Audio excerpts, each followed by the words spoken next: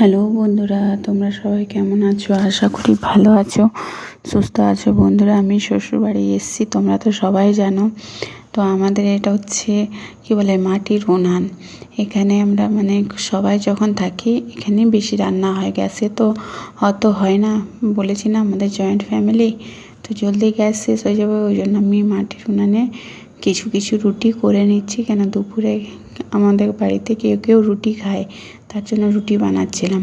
তো এই সাইডে আমার শাশুড়ি মা আর কাকিমা মিলে কী কী রান্না করেছে চলো তোমাদের দেখাই। তো ভাত হয়েছে, বুঝতেই পারছো ডালটা দেখেছো কত বড় ফ্যামিলি, একদম পুরো ভর্তি ডাল আছে।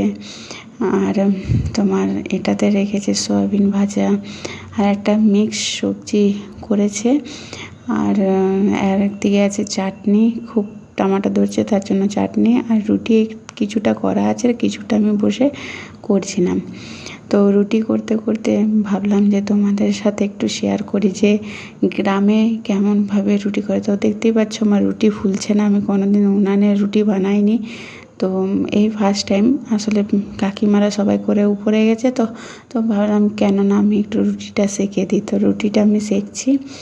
তো রুটি সেঁকতে সেঁকতে আমি আমার দেওরকে বলছি একটু ভিডিও করে দেবে, তো বললো হ্যাঁ করে দিচ্ছি। তো তাই দেখো আমি গ্রামে এসে রুটি বানাচ্ছি।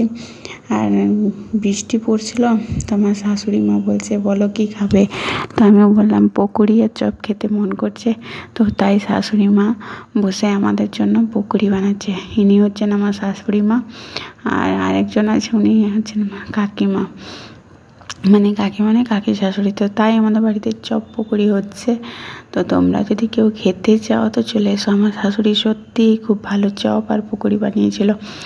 এত বৃষ্টি পড়ার মধ্যে যদি এইসব জিনিস পাওয়া যায় বলো কার না আনন্দ লাগে। তো তাই আমরা খুব আনন্দ করে সবাই মিলে আমরা চপ পকোড়ি খেলাম। জয়েন্ট ফ্যামিলির মজাই একটা আলাদা, তাই তো।